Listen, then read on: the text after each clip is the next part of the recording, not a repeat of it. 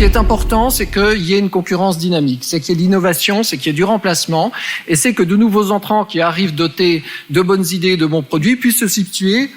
aux opérateurs existants. Et ce qui se passe, c'est que quand on regarde l'économie des plateformes,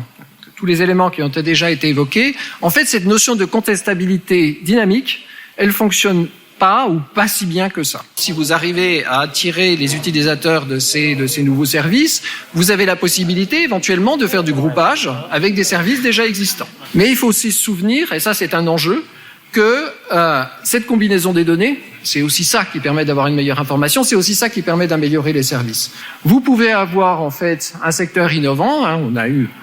parle beaucoup de la French Tech par exemple en France, vous pouvez avoir un secteur qui est innovant, avec, pour les petites entreprises, la perspective de se faire racheter par des grandes plateformes.